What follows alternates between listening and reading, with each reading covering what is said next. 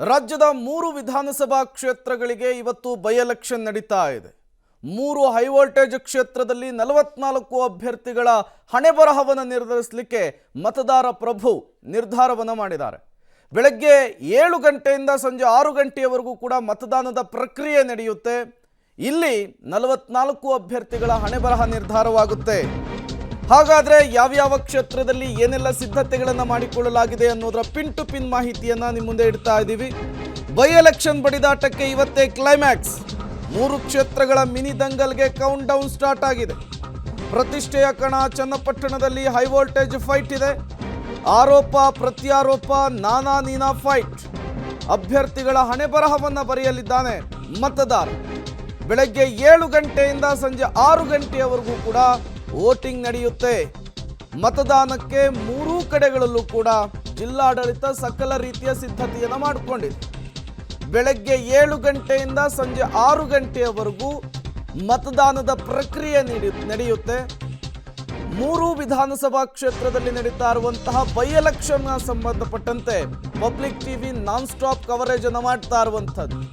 Pin to pin ಮಾಹಿತಿಯನ್ನ ನಿಮಗೆ ಒದಗಿಸುವಂತಹ ಕೆಲಸವನ್ನ ಪಬ್ಲಿಕ್ ಟಿವಿ ಮಾಡ್ತಾ ಇದೆ. ಬೆಳಗ್ಗೆ 7 ಗಂಟೆಯಿಂದ ಸಂಜೆ 6 ಗಂಟೆಯವರೆಗೂ ಕೂಡ ಮತದಾನದ ಪ್ರಕ್ರಿಯೆ, ಮತದಾನವನ್ನು ನಡೆಸಲಿಕ್ಕೆ ಬೇಕಾದಂತಹ ಎಲ್ಲ ಸಿದ್ಧತೆಯನ್ನು ಕೂಡ ಈಗ ಮಾಡಿಕೊಂಡಿರುವಂಥದ್ದು. 3 ಕ್ಷೇತ್ರಗಳಲ್ಲಿ ಮತದಾನದ ಹಬ್ಬ. ಅಭ್ಯರ್ಥಿಗಳ ಹಣೆಬರಹವನ್ನು ನಿರ್ಧರಿಸಲಿದ್ದಾನೆ ಮತದಾನ ಪ್ರಭು.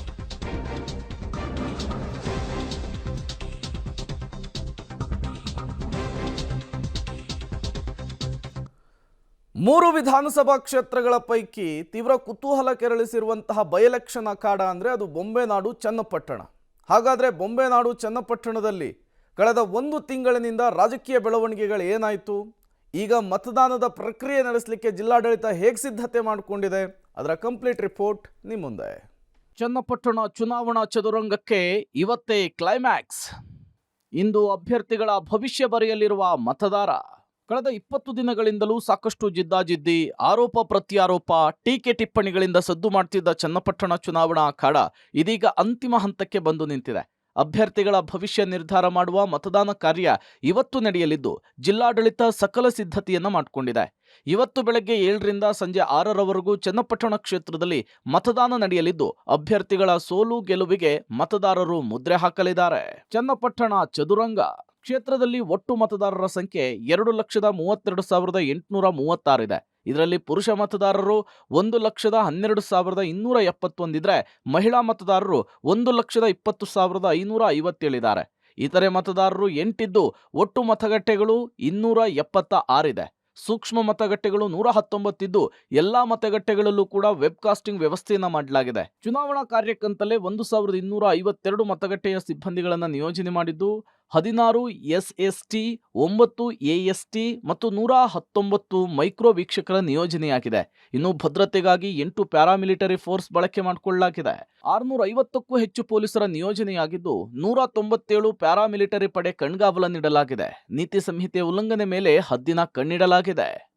ಕ್ಷೇತ್ರದಲ್ಲಿ ನಿಖಿಲ್ ಕುಮಾರಸ್ವಾಮಿ ಯೋಗೇಶ್ವರ್ ನಡುವಿನ ಹೋರಾಟಕ್ಕಿಂತಲೂ HDK ಕುಟುಂಬದ ನಡುವಿನ ಹೋರಾಟ ಹೆಚ್ಚು ಸದ್ದು ಮಾಡ್ತಿದೆ. ಚನ್ನಪಟ್ಟಣವನ್ನ ಕೈವಶ ಮಾಡಿಕೊಳ್ಳುವುದಕ್ಕೆ ಮುಂದಾಗಿದ್ದ DCM DKC ನಾನಾ ತಂತ್ರಗಾರಿಕೆ ಮೂಲಕ ಕುಮಾರಸ್ವಾಮಿ ಕುಟುಂಬದ ವಿರುದ್ಧ ವಾಗ್ದಾಳಿ ನಡೆಸಿದ್ದಾರೆ. ಸರ್ಕಾರಿ ಶಾಲಾ ಕಾಲೇಜುಗಳಿಗೆ ನಾನು 25 ಎಕರೆ ಜಮೀನು ದಾನ ನೀಡಿದ್ದೇನೆ, ಕುಮಾರಸ್ವಾಮಿ ಹಾಗೂ ದೇವೇಗೌಡರು ಒಂದೇ ಕುಂಟಿ ಜಾಗವನ್ನ ನೀಡಿದಾರಾ ಅಂತ ಕೂಡ ಪ್ರಶ್ನೆ ಮಾಡಿದ್ರು. ಈ ಕ್ಷೇತ್ರಕ್ಕೆ ಇವರ ಸಾಕ್ಷಿಗುಡ್ಡೆ ಏನು ಅಂತ ಕೂಡ ಟೀಕಿಸಿದ್ರು. ಈಗ ಕುಮಾರಣ್ಣ ಹೇಳದಂತೆ ಯಾವ್ದೋ ಈ ಫ್ಯಾಕ್ಟ್ರಿ ಮಾಡ್ತಿದ್ದೆ, ಜಮೀನು ಕೊಡ್ತಾ ಇಲ್ಲ, 6 ತಿಂಗಳಾಗಿದೆ. ಅದೆಲ್ಲೂ ಕೇಳಪ್ಪ, ಜಮೀನು ಎಲ್ಲೂ ಬೇಡ, ನಿಂದೆ ಬರ್ಕೊಟ್ಬಿಡು. ಕೇಳ್ತಿಲ್ಲಿ ಜಮೀನು ದುಡ್ಡು ಕೊಡ್ತೀನಿ, ನಾನೇ ಬಡವ್ರಿಗೆ ಸಹಾಯ ಮಾಡೋ ಬಾ. ನೀನ್ ಹೋಗು, ದೊಡ್ಡ ಹಳ್ಳಿಗೆ ಹೋಗ್ರಿ, ಯಾರು ಕೋಡಹಳ್ಳಿಗೆ ಹೋಗಿ 10 ಎಕರೆ ಜಮೀನ ಬರೀ ಸ್ಕೂಲ್ಗೆ ಬರ್ಕೊಟ್ಬಿಟ್ಟಿದ್ದೀನಿ. ದೊಡ್ಡ ಹಳ್ಳಿ ಕೆಂಪೇಗೌಡನ ಜಮೀನ ಬರ್ಕೊಟ್ಬಿಟ್ಟಿದ್ದೀನಿ. ಸ್ವಾಮಿ ಆರೋಪಕ್ಕೆ ಪ್ರತ್ಯುತ್ತರ ನೀಡಿದ ಕೇಂದ್ರ ಸಚಿವ HD ಕುಮಾರಸ್ವಾಮಿ, DKC ರೀತಿ ನಾನು ಲೂಟಿ ಹೊಡೆದಿದ್ರೆ ರಾಜ್ಯದ ಪ್ರತಿ ಕ್ಷೇತ್ರಕ್ಕೆ 10 ಎಕರೆ ಜಾಗ ನೀಡ್ತಿದೆ. ಜಾಗ ಕಬಳಿಸುವವರು ದಾನ ಮಾಡಿದ್ದಾರೆ ಅಂದ್ರೆ ನಂಬಲು ಅಸಾಧ್ಯ ಅಂತ ಹೇಳಿದ್ದಾರೆ. ಮಾಜಿ ಪ್ರಧಾನಿ HD ದೇವೇಗೌಡರು ಕೂಡ DKC ವಿರುದ್ಧ ವಾಗ್ದಾಳಿ ನಡೆಸಿ, ಇಂತಹ ಕೆಟ್ಟ ಸರ್ಕಾರವನ್ನು ನಾನು ನೋಡಿಯೇ ಇಲ್ಲ, ಈ ಸರ್ಕಾರ ಕಿತ್ತೊಗೆಯುವವರೆಗೂ ನಾನು ವಿರಮಿಸಲ್ಲ ಅಂತ ಕೂಡ ಶಪಥ ಮಾಡಿದ್ರು. ಯಾರ್ದವ್ರು ಜಾಗ ಇದ್ರೆ ಜಾಗ ಲೂಟಿ ಮಾಡ್ಕೊಂಡಿರೋದು ಬಿಟ್ರೆ ಇವ್ರು ಜಾಗ ಕೊಟ್ಟವ್ರ, ಇವರು ರಾಜ್ಯನೇ ಲೂಟಿ ಹೊಡೆದಿರೋರು. ಅವ್ರ ಥರ ನಾನು ಸಂಪಾದನೆ ಮಾಡಿದ್ರೆ ರಾಜ್ಯದಲ್ಲಿ ಒಂದೊಂದು ಊರಲ್ಲಿ 10 ಎಕರೆ ಕೊಡಿವೆ. ಅವ್ರ ತರ ಲೂಟಿ ಹೊಡೆದಿದ್ರೆ ನಾ ಹೇಳಿದ್ದೇನೆ, ಇಂಥ ಒಂದು ಕೆಟ್ಟ ಸರ್ಕಾರವನ್ನ ತೆಗೆಯುವವರೆಗೆ ನಾನು ನಿದ್ರೆ ಮಾಡಲ್ಲ ಅಂತ ಹೇಳಿ ಶಪಥ ಮಾಡಿದ್ದೇನೆ. ಒಟ್ಟಾರೆ ಚನ್ನಪಟ್ಟಣದ ಚುನಾವಣಾ ಅಖಾಡದಲ್ಲಿ ಅಭಿವೃದ್ಧಿ ವಿಚಾರಕ್ಕಿಂತ ವೈಯಕ್ತಿಕ ಟೀಕೆ ಟಿಪ್ಪಣಿಗಳೇ ಹೆಚ್ಚು ಸದ್ದು ಮಾಡ್ತಾ ಇದೆ. ಎಲ್ಲವನ್ನೂ ಕೂಡ ಗಮನಿಸಿರುವಂತಹ ಮತದಾರರು ಇವತ್ತು ಅಭ್ಯರ್ಥಿಗಳ ಭವಿಷ್ಯವನ್ನ ನಿರ್ಧಾರ ಮಾಡಲಿದ್ದಾರೆ. Vinay Basappa, public TV, Ramanagara.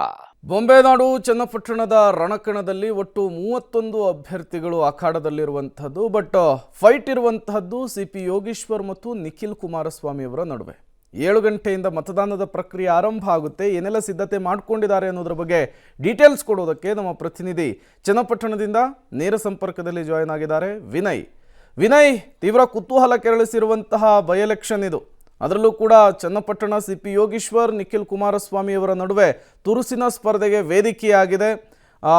ಮತದಾನದ ಪ್ರಕ್ರಿಯೆ ನಡೆಸಲಿಕ್ಕೆ ಯಾವ ರೀತಿಯ ಸಿದ್ಧತೆಗಳು, ಏನೆಲ್ಲ ಬೆಳವಣಿಗೆಗಳಾಗ್ತಾ ಇದೆ, ಪೊಲೀಸರ ಭದ್ರತೆ ಹೇಗಿದೆ ಅಂತ ಹೇಳಿ ವಿನಯ್.